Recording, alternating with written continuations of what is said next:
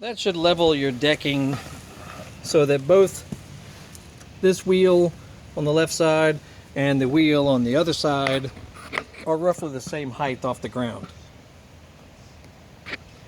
So it's not very difficult, but many different mowers likely have this same mechanism.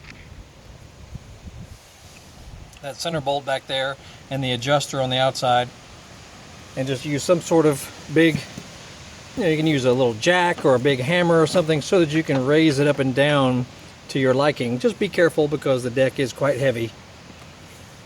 And of course do this with the engine off and with the blades off, turned off that is.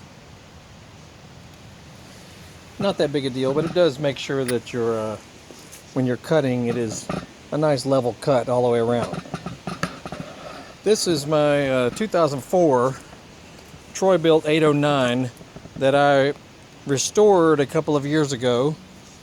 I bought it dirt cheap used, and it was in really rough shape. Check out my other videos on the restoration I did on this guy.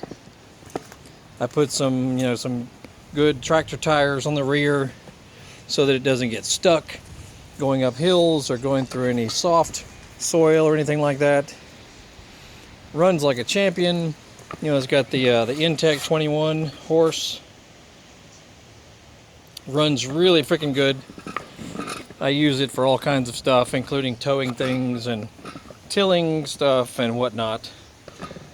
So check out my other videos. I do all kinds of restoration projects, how to do it stuff, do it yourself stuff, fixing things, troubleshooting things. So I'm always up to something. So check that out, and y'all have a nice day. We'll see y'all again soon.